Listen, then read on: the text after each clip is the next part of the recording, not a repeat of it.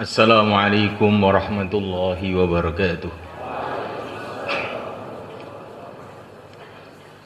Innal hamdalillah nasta'inuhu wa nastaghfiruhu wa nu'minu bihi wa natawakkalu 'alaihi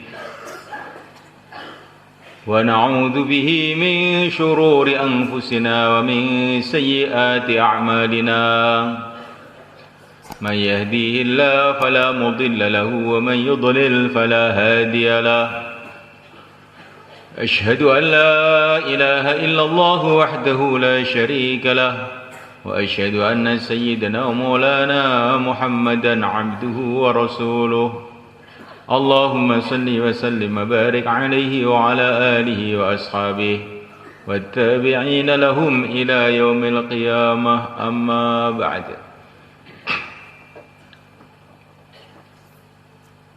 Hadirin dimuliakan, sebelum khutbah Jumat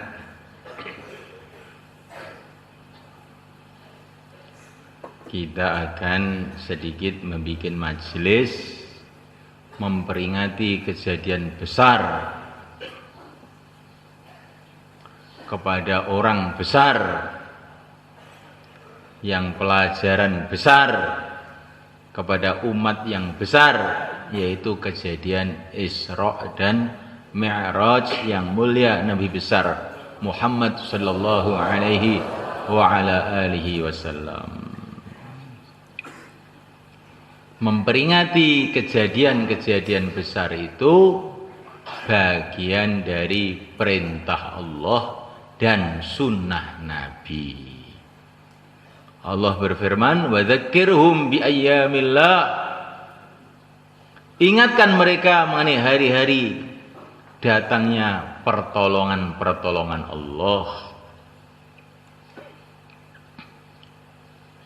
Waktu 10 Muharram baginda Nabi memerintahkan kepada para sahabat untuk puasa, memperingati kemenangan yang telah Allah berikan kepada Nabi Musa alaihissalam, di mana hari itu Allah hancurkan Fir'aun laknatullah alaih. Maka memperingati hari-hari besar itu bagian dari perintah Allah, sunnah Nabi. Insyaallah. Kenapa Nabi dulu tidak membuat Isra Mi'raj? Karena waktu itu belum diperlukan, orang masih segar dengan kejadian Isra Mi'raj itu. Sebagaimana waktu zaman Sayyidina Abu Bakar, Sayyidina Umar adzan Jumat sekali, karena belum diperlukan.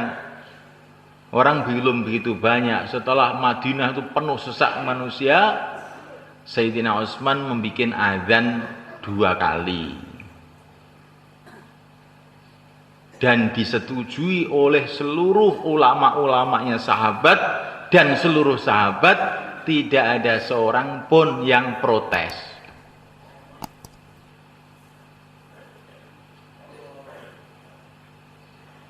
Nah, dan 2 kali itu mulai zaman Sayyidina Utsman.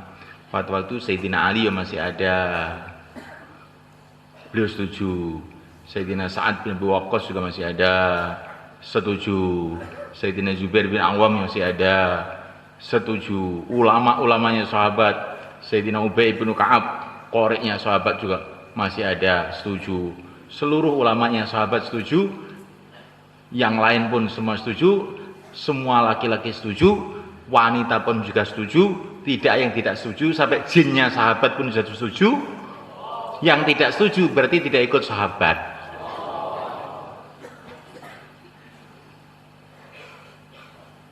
Paham? Karena kemarin saya itu di Aceh, ada orang tanya sama saya, itu adzan 2 kali itu nggak ada dalilnya katanya. Nggak ada dalilnya menurut orang yang tidak tahu dalilnya. Kalau orang tidak tahu itu pokoknya semua nggak ada gitu.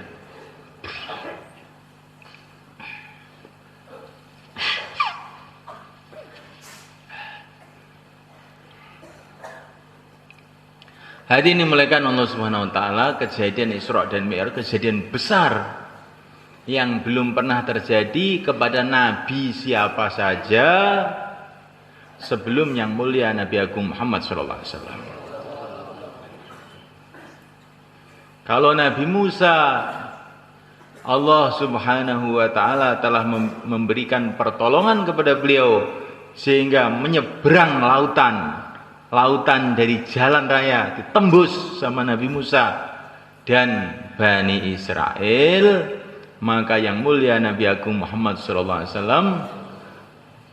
telah menembus 7 lapis langit sampai Sidratul Muntaha sebagai tanda keagungan mukjizat yang Allah berikan kepada beliau.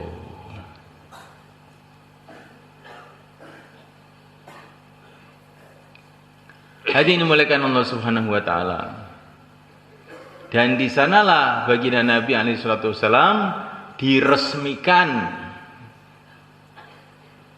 Kok diresmikan? Maksudnya apa enggak resmi? Ini keliru ini istilah yang diresmikan. Apa ya istilahnya? Allah tampakkan gitu aja lah. Sejak dulu memang sudah begitu. Di sanalah Allah tampakkan bahwa beliau ini adalah pimpinan dari seluruh nabi, seluruh rasul, di mana di sana beliau disuruh sholat dan seluruh para nabi, para rasul yang ada di sana makmum kepada beliau. Sayyidul Anbiya, Imamur Rusul, itulah nabi kita, Nabi Agung Muhammad sallallahu alaihi wasallam.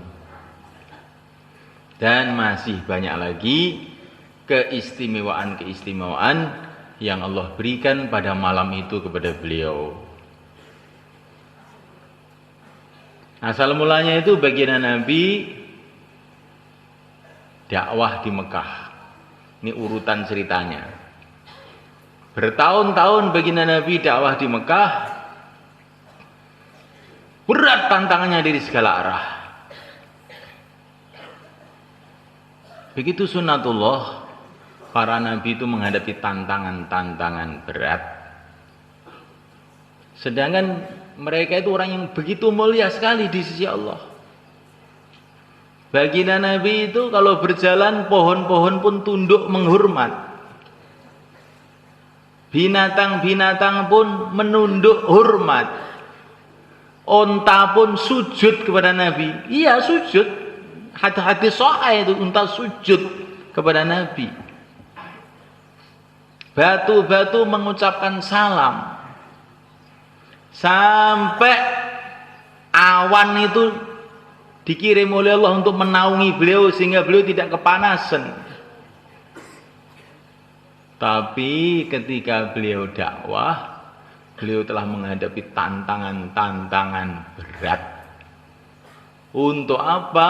Supaya kita sabar kalau menghadapi tantangan-tantangan itu di dalam memperjuangkan agama. Insyaallah. Terus baginda Nabi pergi ke Taif dengan harapan Taif orangnya itu lembut-lembut.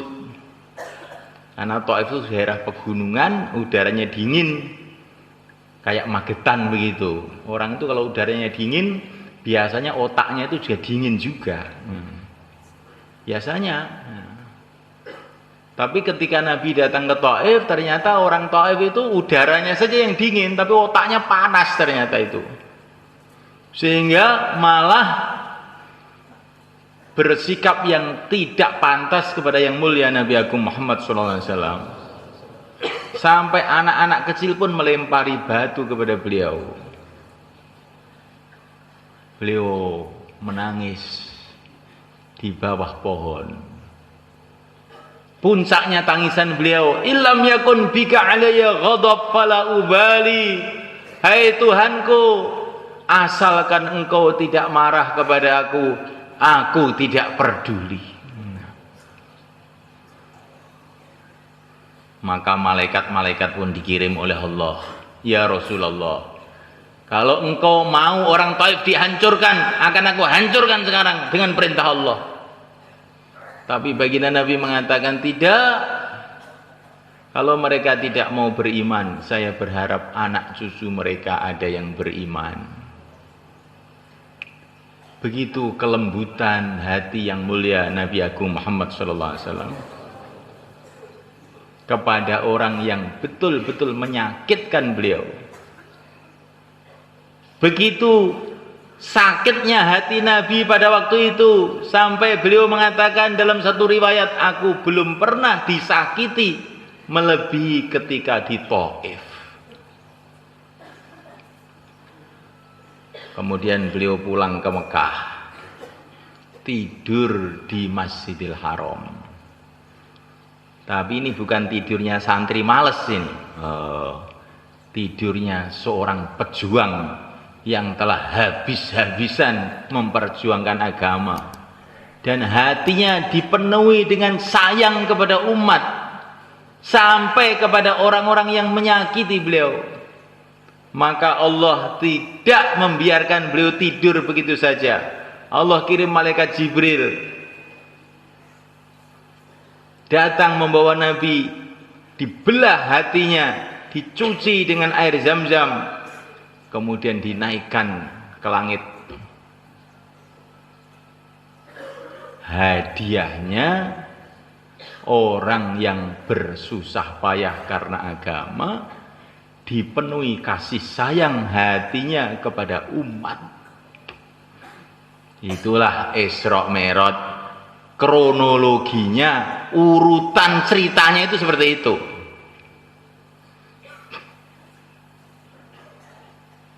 Dimulai dari Masjidil Haram ke Masjidil Aqsa, naik buruk. Minal Masjidil Haram ilal Masjidil Aqsa, dari masjid ke masjid, dari masjid ke masjid. Ini pelajaran penting mulaikan. Begitu mulianya. Dari rumah ke masjid itu juga sudah bagus, tapi kalau dari masjid ke masjid ini Isra Mi'raj mulaikan. Maka biasakan mengadakan perjalanan dari masjid ke masjid, insyaallah. Subhanalladzi asra bi 'abdihi laila minal masjidil haram ilal masjidil aqsa alladzi barakna haulahu linuriyahu min ayatina. Maha suci Allah yang telah menjalankan waktu malam kekasihnya yang mulia Nabi Agung Muhammad sallallahu alaihi wa ala alihi wasallam dari Masjidil Haram ke Masjid Aqsa. Untuk apa?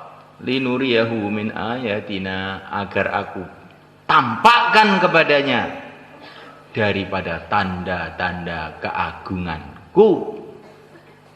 Jadi kalau orang tuh pengen mendapatkan barokahnya Isra, merasakan, memahami keagungan Allah, bikin perjalanan dari masjid ke masjid. Masya Allah, dari masjid ke masjid. Seumur hidup baginda Nabi itu belum pernah ke Masjidil Aqsa, tapi beliau dijalankan oleh Allah dari Masjidil Haram ke Masjidil Aqsa. Ini pelajaran penting supaya orang itu jangan mikir masjidnya sendiri aja, mikir masjid yang lain. Jangan mikir dalam negeri aja, tapi juga negeri-negeri yang lain. Karena Masjidil Aqsa itu luar negeri, bagi orang Mekah itu luar negeri, itu Syam. Nah, Masjidil Haram ini Hijaz. Insyaallah kan?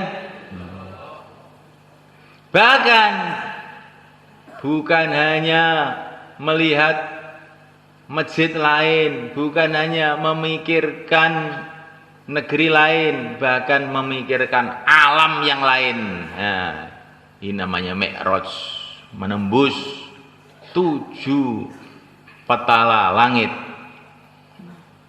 menembus 7 lapis langit, agar kita ini jangan mikir bumi saja. Di sana, di atas sana itu masih ada alam yang begitu besar sekali. Di mana alam bumi ini kecil kayak debu dibanding sana itu. Kecil. Dan alam di sana itu ruame betul.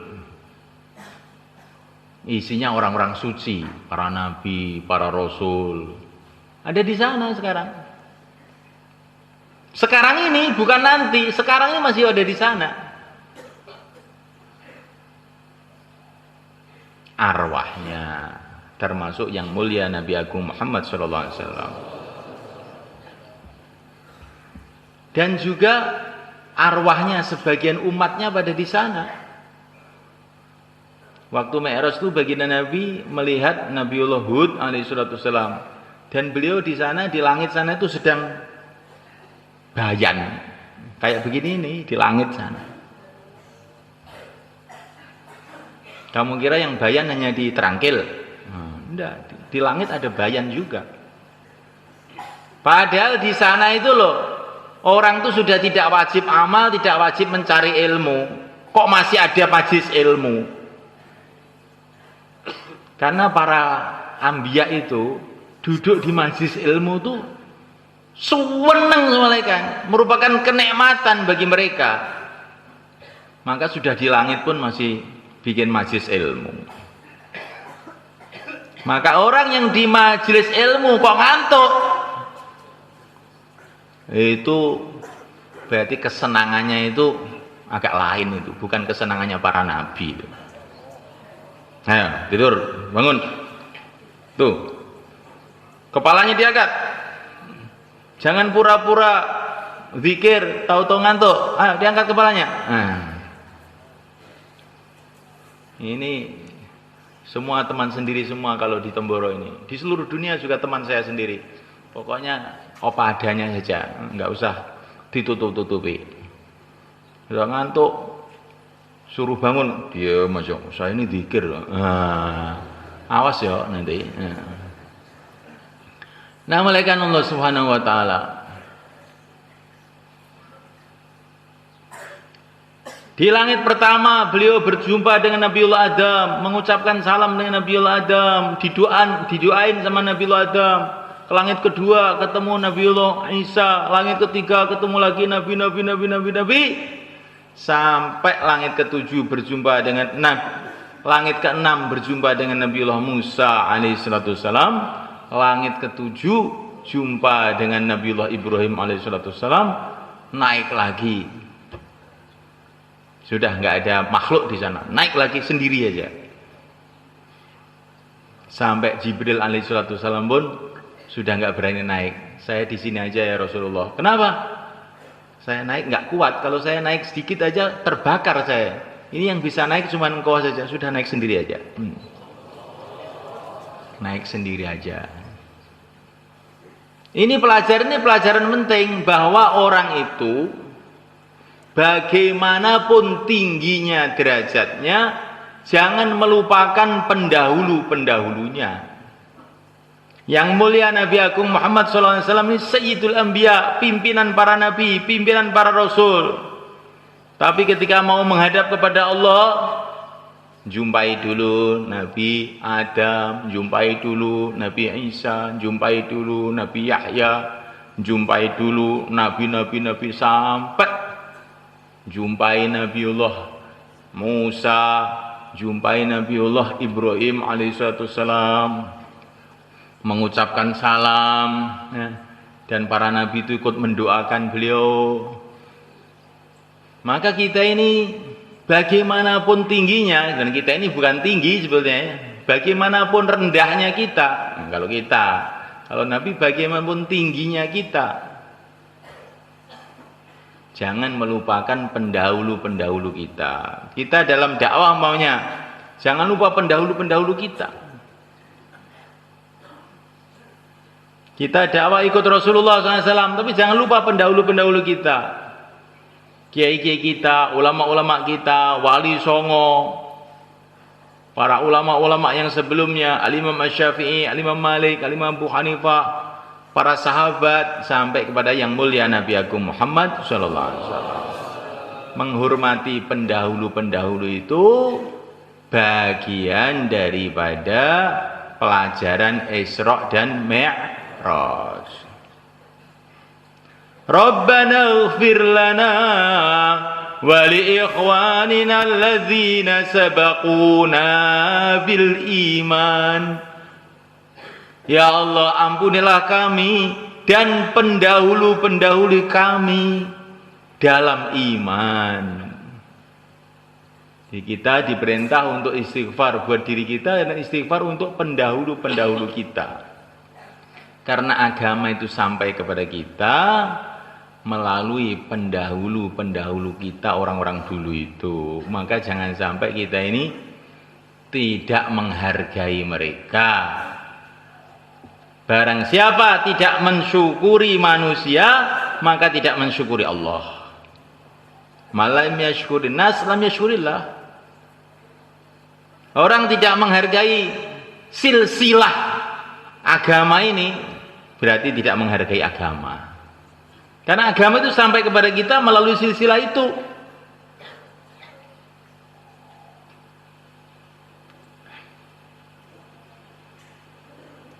Agama itu sampai kepada kita melalui mana? Silsilah ngantuk, ya. Tapi nggak apa-apa lah, ini santri memang capek sejak pagi ya. Sudah ngaji sejak pagi, semoga ngantuk kamu itu seperti tidurnya Rasulullah di Masjidil Haram. Akibatnya diangkat ke langit. Ya. Ini ada tamu banyak, saya tidak bisa ngomong yang jelek kepada kamu. Kalau nggak ada tamu tuh, tak caci maki habis kamu. Tapi tamu banyak ini ya, menghormati santri itu kan kewajiban ya. Para malaikat aja menghormati santri, masa saya tidak menghormati santri? Tapi kalau ada tamu tok ini, kalau nggak ada tamu tak pentung nanti. Ngaji kok ngantuk gimana? Yang muliakan Allah Subhanahu wa taala,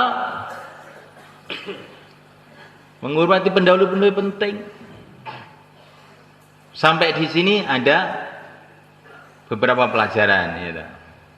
Pertama kali pelajaran kemuliaan Rasulullah SAW, Sayyidul Anbiya, imamnya para nabi. Terus pelajaran kedua, keagungan perjuangan Nabi. Bagaimana Isra Mi'raj yang merupakan kejadian yang paling istimewa dalam kehidupan Nabi, yang tidak pernah diberikan kepada nabi-nabi dan rasul-rasul sebelumnya.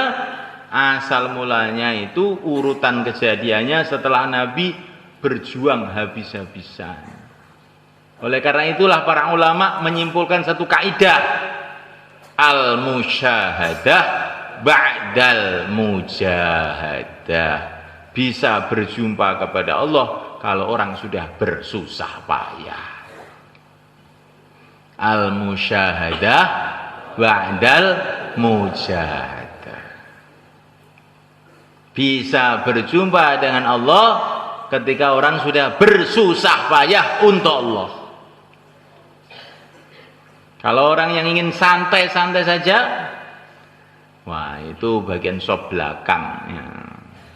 Kalau kamu ingin soft depan, harus bersusah payah, insya Allah. Terus yang ketiga kali, pelajaran yang ketiga kali, bagaimana kita jangan pikir dunia saja, pikir yang di luar dunia itu. Jangan kita punya pikiran kehidupan itu dunia ini, tidak. Di luar sana lebih besar kehidupan akhirat. Kehidupan akhirat itu sudah ada sekarang ini. Cuman kita itu kesananya setelah hari kiamat. Kesananya. Tapi kalau para nabi sekarang sudah di sana. Arwahnya. Bukan hanya para nabi. Orang-orang mati syahid pun sudah ada di sana sekarang itu. Arwahnya. وَلَا تَحْسَبَنَّ الَّذِينَ قُتِلُوا فِي سَبِيلِ اللَّهِ أَمْوَاتًا بَلْ أَحْيَاءٌ وَلَكِنْ لَا تَشْعُرُونَ.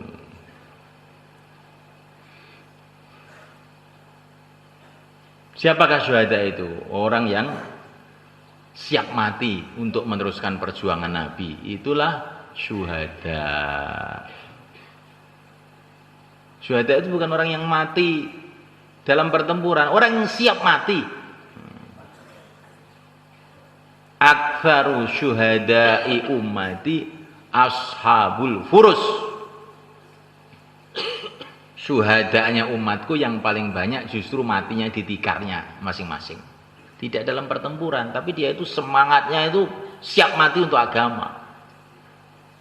Bukan siap jadi pegawai negeri untuk agama, enggak. Siap mati untuk agama. Agama itu tempat perjuangan, bukan tempat cari uang. Mereka itu begitu. Tapi orang-orang yang seperti itu malah uangnya banyak, kayak para sahabat itu. Pikirannya enggak uang, pikirannya pokoknya agama untuk perjuangan. Uang saya korbankan untuk agama, tapi nyatanya malah duit akeh. Kalau kita ini maunya cari duit saja, tapi malah melarat. Nah, itu sudah sunnatullah. Orang tuh kalau mikir dunia aja, dunia itu tambah susah dicari. Orang yang mikirkan akhirat, Allah akan mudahkan dunianya. Itu sudah sunnatullah begitu itu. Insyaallah malaikat. Keagungan perjuangan Nabi, keagungan Nabi, keagungan perjuangan Nabi, keagungan alam di luar dunia ini. Insyaallah. Kemudian yang terakhir ini yang ingin saya sampaikan, keagungan sholat. Karena Isra Mi'raj itu pada puncaknya kita diperintahkan untuk sholat. Baginda Nabi menghadap kepada Allah dengan Isra dan Mi'raj, umatnya menghadap kepada Allah dengan sholat. Maka dalam satu hadis dikatakan as-sholatu mi'rajul mu'minin. Sholat itu mi'rajnya orang-orang iman. Tambah satu lagi ya. Tambah satu lagi. Dari Isra dan Mi'raj ini kita ini ambil ilmu, jangan hanya ilmu yang bersumber dari otak-otak manusia. Tapi dengan Isra dan Mi'raj ini kita mau ambil informasi yang lebih tinggi, ilmu yang lebih besar, yaitu ilmu dari Allah melalui jalur yang mulia Nabi Agung Muhammad SAW. Kalau orang itu sudah di langit sana, melihat surga, melihat neraka, melihat para nabi, para rasul, sekarang nilainya dunia itu seberapa? Nilainya ilmu dunia itu seberapa? Gak ada nilainya. Ternyata yang ada nilainya itu ilmu untuk membangun akhirat. Maka ketika Rasulullah berjumpa dengan Nabiullah Ibrahim, Nabi Ibrahim itu kakeknya Rasulullah. Beliau pesan, padahal ini beliau ini sudah di alam lain, tapi masih mikirkan kita. Hai Muhammad, cucuku, saya pesan ya, sampaikan salamku kepada umatmu. Wa alaika wa alaihi salam ya Khalilullah. Allahumma salli wa sallim wa barik ala Sayyidina Muhammad wa ala ali Sayyidina Muhammad kama sallaita wa sallamta wa barakta ala Sayyidina Ibrahim wa ala ali Sayyidina Ibrahim bil alamin hamidum majid. Sampaikan salamku kepada umatmu. Nabi Ibrahim kirim salam kepada kita. Wa alaika wa alaihi salam. Dan pesan saya sampaikan sama umatmu ya, surga itu masih banyak tanah kosong. Tanamannya adalah subhanallah walhamdulillah wa la ilaha illallah Allahu akbar subhanallah walhamdulillah wa la ilaha illallah Allahu akbar subhanallah wa la ilaha illallah Allah. Al-Fatihah.